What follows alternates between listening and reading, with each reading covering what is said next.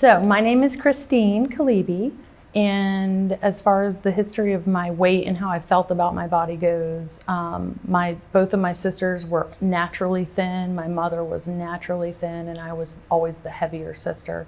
I wouldn't say overweight, but definitely always chubby, and struggled with it, tried every diet in the book. It wasn't until I was dealing with health issues that I came across the lifestyle of intermittent fasting, and I incorporated that, saw significant changes, and then started doing grain-free and sugar-free to really just utilize the detoxification part of intermittent fasting. It was insane. I actually had to shorten those hours to 8 at times because I would lose so much weight, like uncontrollably losing weight, but still eating tons. It was just my body was in fasting mode enough to deplete the fat cells. So awesome. Because you're either in fasting or fed, And when you're in constant fed mode, if we're to go by the recommendations that they give us, the fed mode is, you can only store so much glycogen in your liver. So once that's there, it's converting it to fat. And if you're not going into fasting mode intermittently, then you're going to constantly be in a process of storage and not depletion, which will then obviously lead to weight gain. Where I start eating on the hunger scale for me is obviously I do it by time. So when I wake up in the morning 6 or 7 and my body's just automatically up at that time, sometimes I don't feel hungry, so I don't eat until 11 or so. And even when doing that, I don't extend my eating hours at night because when I eat carbs past like 6 or 7, it's just too much for me. So I would say I don't ever really get into that ravenous hungry mode. I don't feel that. I don't ever feel like I'm super hungry. So would you say that you eat when you're hungry, just not ravenously hungry? Mm-hmm. So if you I would say I get to the hunger point, like when we're here. 0 is ravenously hungry. Right. 1 is you actually hear your stomach growl. 2 is you're hungry. I would say I eat when the stomach growling happens. Sometimes I have to remind myself to eat because I think once you get in that mode and you're healthy and you're fueling your body with food and not eating food because it's yummy or it's fixing some sort of, quick fix in the chemicals in your brain, so you're like getting those little boosts of energy. I don't think you get to the point where you're, these ravenous hungry. So I would say stomach growling and hungry. 1 and 2 is like always the extent of it. I stop eating when I'm comfortable. I just want to feel satiated. I don't want to feel uncomfortable.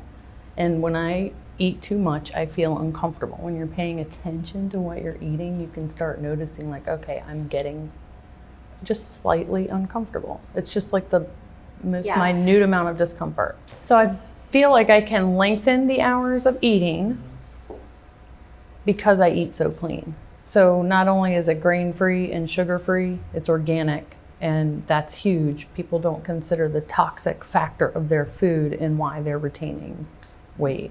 And I think that's a huge portion of it. Even if you can't cut out grain and sugar, if that's too hard for you, if you're taking out the toxic load in the food that you put into your body, I think that makes a huge difference in what your body hangs on to.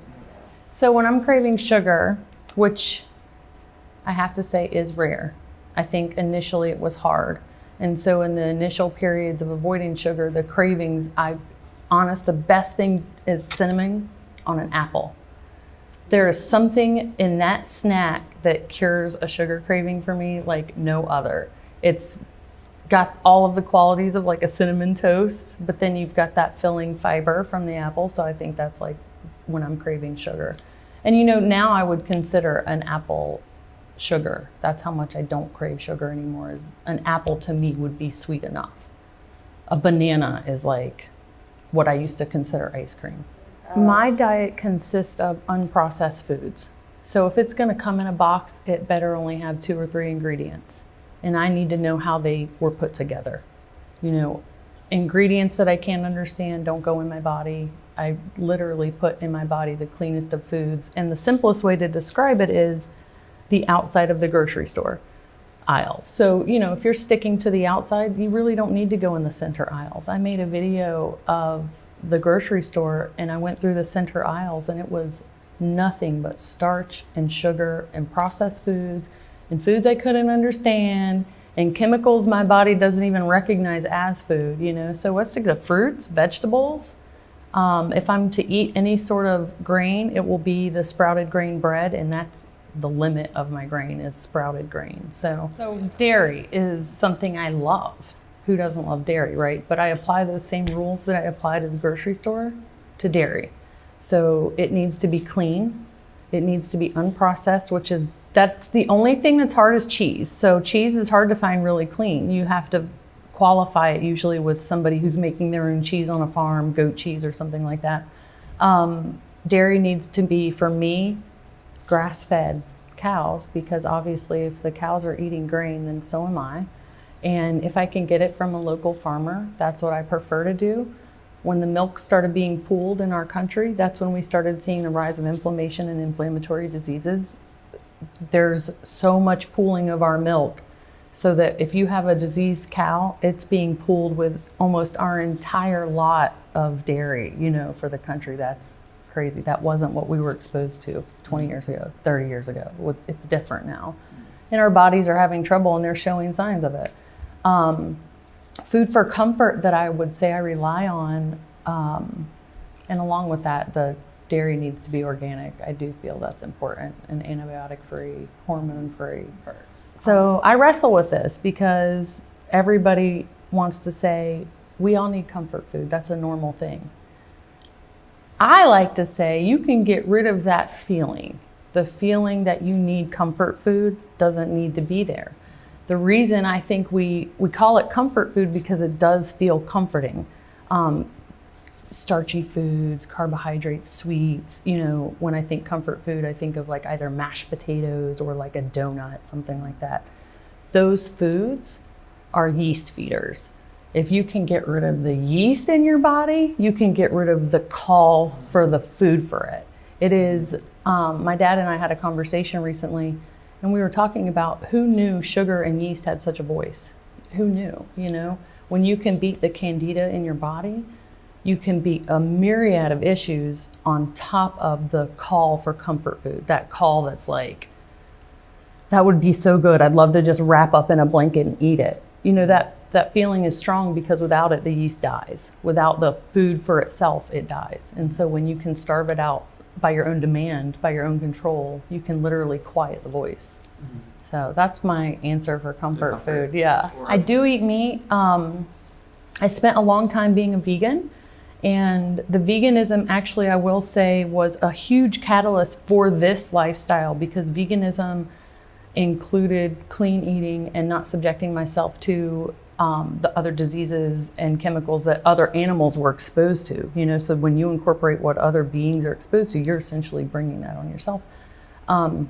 So now I do eat meat. It does need to be, what I love to do is get in with another family and purchase part of a cow. Go in, you know, and let's purchase a cow together, and then you have your meat for the year or for the half year, whatever you decide to do. But organic, grass-fed, and most importantly, the part where everyone's gonna think I'm crazy is handled with care. The animals I eat and put into my body should not have existed only to feed me.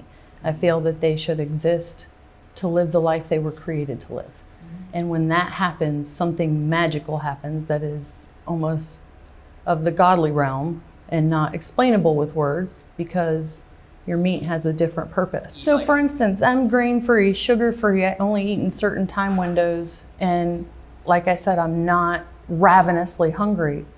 Who doesn't love Thanksgiving? I mean, the thought of dressing, you know, and stuffing and sweet cranberry sauce and all of those things are awesome.